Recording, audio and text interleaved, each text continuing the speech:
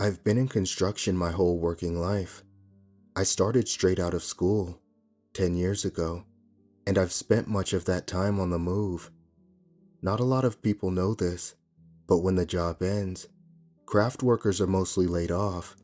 Pipe fitters, carpenters, crane operators, all gone. That means we need to pick up our tools and head to a different job site, hoping to get hired back on. Since the money is good, that's what I do. It's the life I've always known. Every few years, I just travel from one side of the country to the other, hoping to find work. After my last job ended, which was about a week ago, I received word from my old boss that this oil company was hiring. He said that since I was a good worker, I was just hired.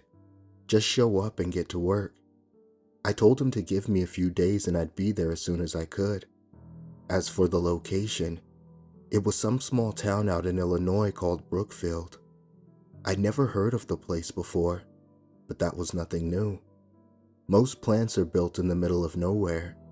This is in case they explode. The loss of life would be minimal compared to the same disaster in a city. The next morning, I packed up my stuff and started driving. On the road, I called and spoke to some guy named Trevor over the phone. I'd found him on Craigslist. He was renting a room and the price was just about what I wanted to pay. "Hey, I'd love to have you." Through the phone, his voice sounded jovial. "I'll get some clean sheets on that bed and add an extra set of blankets. It gets chilly this time of year." "Oh, sir, thank you so much. I'll see you when I get there," I said. After driving for about 10 hours, I finally arrived at Brookfield, and it was nothing like how I expected. I've been to some pretty run-down towns before, but this one right here, their downtown could have easily been made into a setting for The Walking Dead. Most of the buildings I drove past looked either abandoned or half demolished. Some had girders sticking out of the sides like exposed ribs. Electric poles lay broken in the streets. One place that might have been a gift shop looked like it had just been burned down the night before. Parts of the blackened wood were still smoldering. The only buildings I saw that were still intact were a police station and a Waffle House. Also, directly in the center of town, there was a random graveyard. Not the sort with a freshly mowed lawn and neat tombstones set at regular intervals. This one had crosses, the kind made from 2 sticks roped together, buried in the muddy soil. Mounds of dirt sat next to freshly dug graves. Trees, their limbs twisted and gnarled, were scattered through the area, casting misshapen shadows. One of them even had a noose hanging from one of its branches. It swayed gently back and forth. I couldn't help but wonder if some kids had put it up there as some sort of sick joke, or if it was meant as a threat. A threat for whom? I had no idea. Swallowing around the tightness in my throat, I continued on, followed the GPS on my phone, and arrived at the place listed. Trevor was nowhere to be found. Instead, there was a handwritten note taped on the door. It read, "Sam, I'm sorry I couldn't be there. Something came up out of town that I had to take care of. Just hold on to the rent for a few days. I'll collect it as soon as I get back. Keys in the potted plant. Head on in and make yourself at home. Trevor." There was an arrow at the bottom, drawn in Sharpie, pointing down and to the left. I wouldn't exactly have called the object beneath it a potted plant. I would have said that it was a pot of dusty soil, with cobwebs and a small bare branch sticking out of the center. I jerked a shoulder, dug the key out of the dirt, and did as the paper said. The next morning, as I was making myself a pot of coffee in the kitchen, I found myself studying the pictures on the walls and the elderly gentleman who featured in a number of them. I assumed this was Trevor. In one picture, he was fishing. In another, he was at a family function, swinging at a piñata. He had a kind face, smiling in every photograph. I thought that, once I met the guy, we'd probably get along nicely. After pouring my cup of joe, I headed outside, ready to leave for work, when I saw something on my windshield. There was an envelope placed under my wiper. Confused, I collected the envelope, pulled the paper out, and read it. It said I had been fined $100. Literally, you have been fined $100. No explanation. What's more, it was written on a normal sheet of wide-ruled loose-leaf paper in red crayon. Listed on the bottom of the paper was an address where I was supposed to mail the cash, check, or money order. What the hell is this? I thought to myself, flipping the paper over and inspecting the back. It had to be a prank, right? So I did what anybody else would have done. I shrugged and tossed it in the back seat where it landed on the floorboard. Then I went to my new job site where I worked as a crane operator. Most of the day, I was up in the cab transporting steel. It's a hard, lonely life, but I was okay with that. It was good money. I didn't even mind the fact that I didn't get toilet breaks. I'd just carry a water bottle. High up in the cab, I saw the other craft workers milling about, doing their jobs. Flagging, sanding, and pipe laying. Since it took me 30 minutes to climb out of the crane, most were already gone home by the time I got down. As for that odd note, I wanted to mention it to my old boss, ask him if he'd ever heard of it, but it seemed like he hadn't come in that day, so I just got on with things, finished for the day, and went home. The following morning, I went out to my car. All of the windows had been busted out.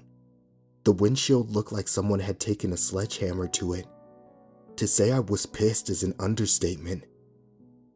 What the hell? I said to no one, throwing my arms wide, approaching my vehicle. Once again, placed underneath the wiper, was another envelope. This one read, "Warning, fine is now $200. Pay, or you will be sent home." Of all the things I've been through in my life, this was probably the weirdest thing ever. Especially bizarre was that I hadn't heard the glass shatter last night. Surely I thought I would have heard it, considering I was a light sleeper and my bedroom window was only a few feet from my car. Fueled with anger, I crumpled up the letter. I wanted to blame Trevor for this, but the guy hadn't come back home yet. I was the only one here last night. So if it wasn't him, then who was leaving these fines? Still pissed, I removed what was left of the windshield, got in my car, and drove to the address listed on the sheet. In my opinion, this type of behavior warranted an ass whooping, and I was ready to give it. But when I got to the location, it was not exactly what I'd been expecting. It was the damn graveyard in the center of town. My blood chilled as I slowed the car to a stop. The eeriness of the situation made the hair on my arm stand on end, and a twinge of nausea twist my gut. I didn't know what to do, so I stared through the emptiness of where my windshield should have been for a few minutes, gaze wandering across the grave markers. Eventually, I got myself together. The police station was across the street, so that was where I went. It was convenient, considering I needed to fill out a police report to file my insurance anyway. Inside the station, I found a fit middle-aged police officer standing behind a wooden desk. The officer typed away at his computer. "How can I help you?" I put the envelope down on the desk. "Yeah, well, I got this fine and..." Silence fell across the entire police station. Behind him, every head in the room swiveled in my direction.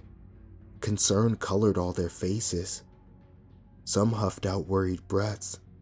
Others quickly returned their attention to their papers, scribbling fast, avoiding eye contact with me.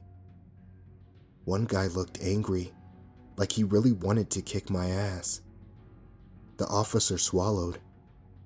And, where did you find this exactly? Somebody left it on my car. His eyes widened as some type of realization flashed across his face. His hand bounced, knocking on the door. What is it?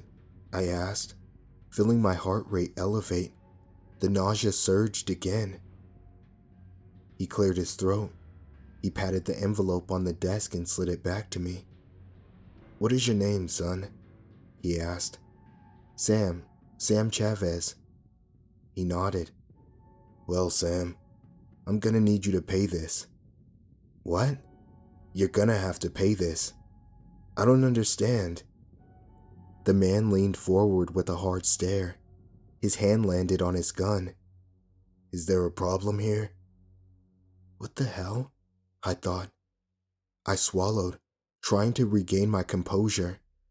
Well, can I just give you the cash then? No, he said. I was so lost. Well, why the hell not? Because you have to mail it. What? You getting loud with me, boy? I blinked. Huh? Pay the fine. Now get the hell out of here before I put you behind bars. Are we clear? Leaving the police station, I was so confused. I was actually scratching the back of my head. This was so insane that I didn't know what else to do. I needed something, answers or anything. Or, at least, to find out who was doing this. I tried calling my old boss to ask him for some advice. No answer. I even tried calling Trevor. Same. So I drove the 50 miles out of town and stopped at Walmart. There, I picked up an outdoor Nest camera and headed back to my place. After setting up the camera, I installed the app on my phone and paid the subscription service to actively record all movements. Then I fell asleep. That night, around 3 a.m., my phone buzzed, alerting me that there was motion outside. Half awake, I clicked open the app and saw a truck pull to a stop in the driveway. I recognized the man who got out from the pictures I'd seen, so I knew it was Trevor. He slammed his door and made his way into the house. I considered talking to him, introducing myself, but the guy was probably tired. It was 3 a.m. after all. So I closed out the app and went back to sleep. That morning, as I came out of my bedroom, I saw something in the hall that made me freeze. Blood. I was almost sure it was blood. It had that smell.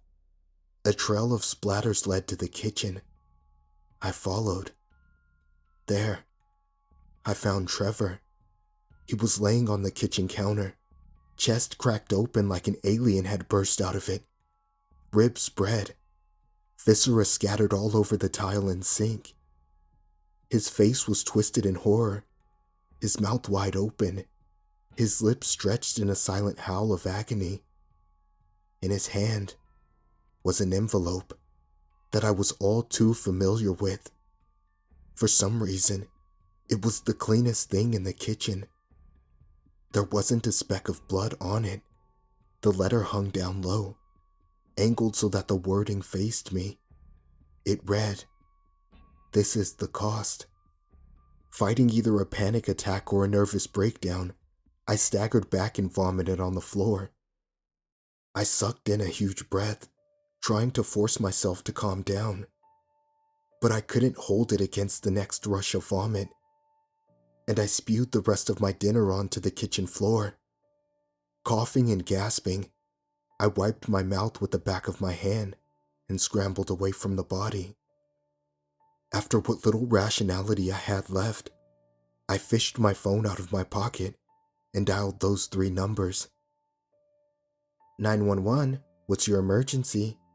said the lady on the opposite end of the line. I took a deep breath. The air still smelled of blood and vomit. Hi, my roommate. He's dead." "What is the address?" 212 Silver. 212 Silver Lake Drive? A man is dead?" Her voice sounded terse, maybe even annoyed. "Yes. How did you—" "This is why you pay the damn fine," she said. Click. So I did. I mailed in a check that night and got the hell out of Dodge.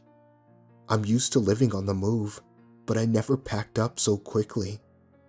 I left the body just lying there as I cleared out. Someone else's problem. I'd had enough of this crap. Screw that creepy-ass town, the job, and that damn graveyard.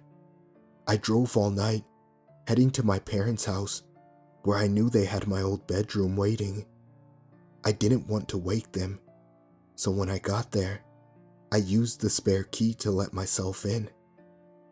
Something was waiting for me on my old bedroom door. My blood froze. Scotch taped on the wood was a note.